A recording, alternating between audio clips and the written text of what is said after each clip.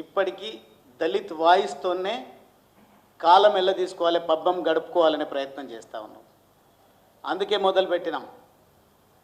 భారత రాజ్యాంగం ఇచ్చినటువంటి మా హక్కులు ఏవైతే ఉన్నాయో అవి మాకే చెందాలి. అసలు సిసలైనటువంటి దళిత వర్గాలకు సంబంధించినటువంటి నిజమైనటువంటి అణిచివేతకు గురైనటువంటి, నిజంగా భారతదేశ ధర్మాన్ని, లేదంటే ఇంకా సూటిగా చెప్పాలంటే హిందూ ధర్మాన్ని పాటించేటువంటి దళితులకే ఈ రాజ్యాంగం రిజర్వేషన్ ఫలాలు దక్కాలి అనే విధంగా పోరాటం చేస్తూనే ఎవరైనా దళిత వర్గం కాకుండా దళితుల పైన వాడకూడని భాషలో మాట్లాడినా, ఇష్టానుసారంగా వ్యవహరించినా నీ అటువంటి వాళ్ళపైన కూడా ఎస్సీ ఎస్టీ అట్రాసిటీ కేసెస్ పెట్టేటువంటి రోజులు వస్తాయి. నువ్వు నిరూపించుకోవాల్సినటువంటి అవసరం ఉంది. ఎవరైనా ఇళ్లలో దేవుళ్ళ ఫోటోలు పెట్టుకుంటే కూడా చిచ్చి చిచ్చి ఈ ఫోటోలు పెట్టుకుంటారా, మనం అంబేద్కర్ బిడ్డలం అని. అంబేద్కర్ బిడ్డలం మేం. అంబేద్కర్ రచించినటువంటి భారత రాజ్యాంగాన్ని అమలు చేస్తున్నది మేము, రక్షిస్తున్నది మేము, ఈ భారత సంస్కృతిని కాపాడుతున్నది మేము. నీలాగా ఏ ఎండకు ఆ గొడుగు పట్టేటువంటి వాళ్ళం కాదు. కాబట్టే చట్టాన్ని ఎట్లా వాడుకోవాలనో ఇక నుంచి నీకు రుచి చూపిస్తాం.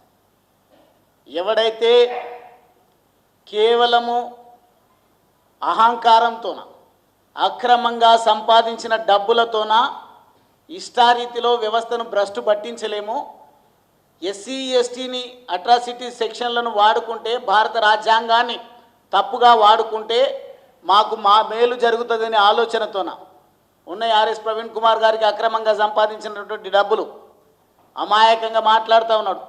మా ఇంటికి వస్తే బూజు పట్టినటువంటి బట్టలు, పనికిరాని షూజు మా ఇంట్లో ఉంటాయి, మాకు అంతకంటే ఏం లేదు అని. మళ్ళీ ఇంత అహంకారం ఎక్కడి నుంచి వచ్చింది అంటే నాకు తెలుసు.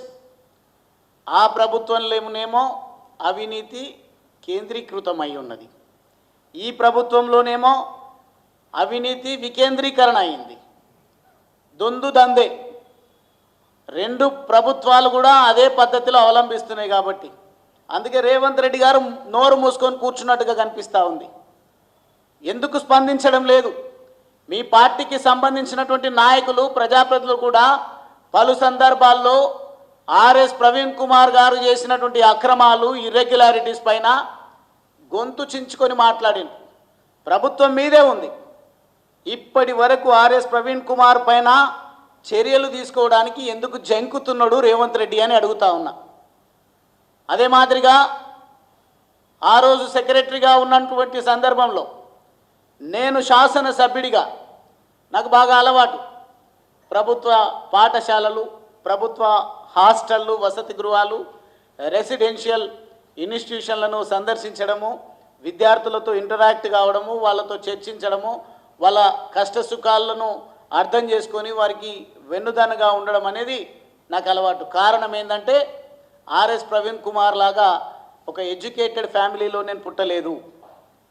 కానీ సంస్కారం ఉన్నటువంటి, ఒక కూలీ కడుపులో కష్టపడే తత్వం ఉన్నటువంటి నేపథ్యం నుంచి నేను వచ్చిన కాబట్టి నేను అనుభవించినటువంటి పరిస్థితులను నా పేద ప్రజలు అనుభవిస్తున్నారు, నా పేద విద్యార్థులు అనుభవిస్తున్నారు, నా చెల్లెళ్ళు తమ్ముళ్ళు ఇబ్బంది పడుతుందని ఎప్పుడైనా సందర్శనకు వెళ్తే ఎమ్మెల్యేలకు గౌరవం ఇచ్చే పరిస్థితి లేదు.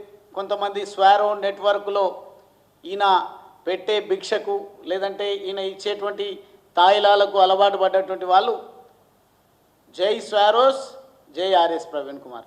నేను చెప్పినప్పుడు అన్నటువంటి పనికిరాని ప్రభుత్వ పెద్దలకు, అరే ఇదెక్కడి వ్యవస్థ? మనం ఎన్నికైనటువంటి ప్రజాప్రతినిధులము, మనం ప్రభుత్వాన్ని నడిపిస్తున్నాము.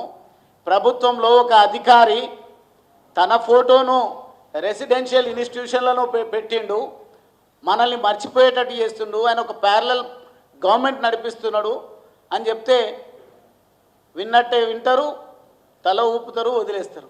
కారణం ఏంది అని అంటే ఆ కేంద్రీకరణలో భాగమే, అవినీతి కేంద్రీకరణలో భాగమే అని నాకు అనిపించింది.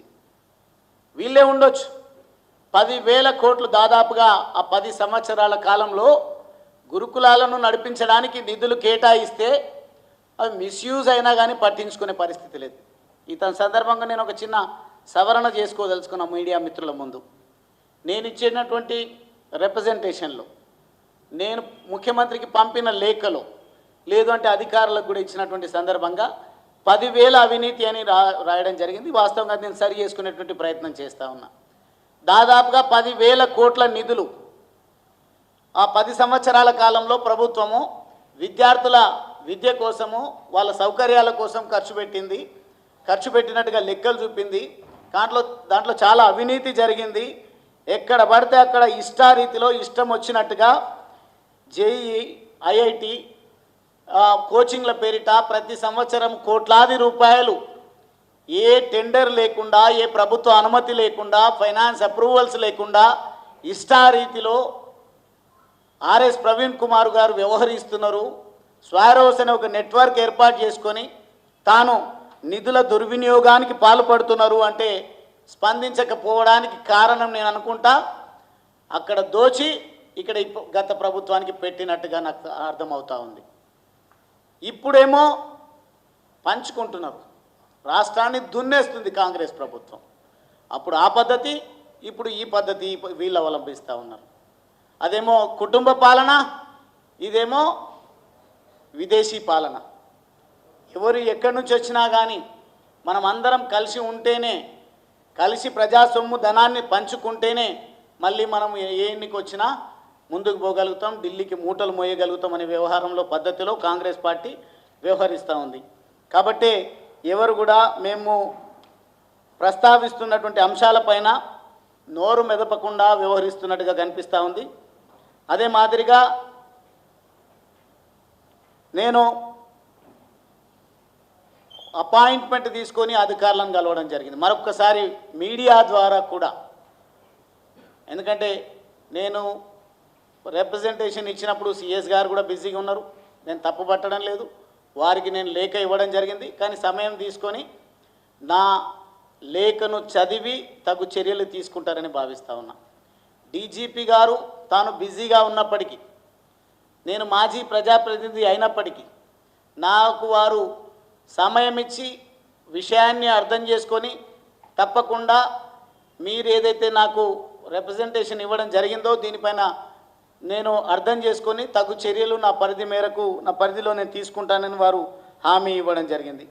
అదే మాదిరిగా డీజీ విజిలెన్స్ అండ్ ఎన్ఫోర్స్మెంట్ గారు కూడా చెప్పడం జరిగింది.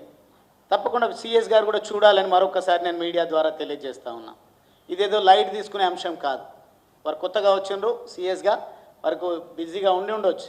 కానీ ప్రభుత్వం కూడా, నేను ముఖ్యమంత్రికి కూడా లేఖ రాయడం జరిగింది. ముఖ్యమంత్రి గారు కాంగ్రెస్ పార్టీ అంశాలను, లేదు అంటే గత ప్రభుత్వం చేసినటువంటి అవినీతిని ప్రస్తావించినా పట్టించుకోనట్టుగా వ్యవహరిస్తున్నాడు. కారణం ఏంటంటే ఈరోజు బీఆర్ఎస్ పార్టీ వారికి ఏటీఎంగా మారింది. నేను మొన్న కూడా చెప్పడం జరిగింది ఒక ప్రెస్ కాన్ఫరెన్స్లో, ఈరోజు కూడా మళ్ళీ చెప్తా ఉన్నా. మీ పదవిని కాపాడుకునే దాంట్లో భాగంగా మీకు తోచిన, మీకు అవగాహన ఉన్న భూ ఆక్రమణ ద్వారా, భూ దందాల ద్వారా మీరు డబ్బులు సంపాదిస్తుండొచ్చు. అవి సరిపోని కారణంగా గత ప్రభుత్వం అక్రమంగా దోచిన డబ్బును మీరు వారిని బ్లాక్మెయిల్ చేసి వసూలు చేస్తుండొచ్చు, లేకుంటే కూడబలుక్కొని చేస్తుండొచ్చు. మాకేం సంబంధం లేదు. కానీ మేము ఏదైనా ప్రభుత్వానికి లేఖ ఇచ్చినా, విషయాన్ని ప్రభుత్వం దృష్టికి తీసుకుపోయినా మీరు విస్మరించినట్టయితే ఖచ్చితంగా ప్రజాక్షేత్రంలో మిమ్మల్ని ఇద్దరిని కూడా దోషులుగా నిలబెడతాం. మీరు మాట్లాడిన భాష మేము మాట్లాడకపోవచ్చు, తొండలెక్కిస్తాం, లేదంటే పేగులు మెడకేసుకుంటాం అనేదో పెద్ద పెద్ద మాటలు మాట్లాడి విడిచిపెట్టే వాళ్ళం కాదు. తెలంగాణ అసాధ్యం అనుకున్నటువంటి తెలంగాణ రాష్ట్ర సాధన ఉద్యమంలో రాజకీయాలకు కొత్తే ఉండొచ్చు, ఉద్యమాలకు కొత్తే ఉండొచ్చు, కానీ నిర్ణయం తీసుకున్నామంటే విజయాన్ని ముద్దాడే వరకు వదిలిపెట్టలేదు. మాకు అవకాశాలు ఆశించిన స్థాయిలో వచ్చినా రాకపోయినా. ఈరోజు కూడా చెప్తా ఉన్నాం, రాష్ట్రాన్ని భ్రష్టు పట్టిస్తున్నటువంటి ఈ రెండు పార్టీలను కూడా రాజకీయంగా అంతం చేసే వరకు వదిలిపెట్టము.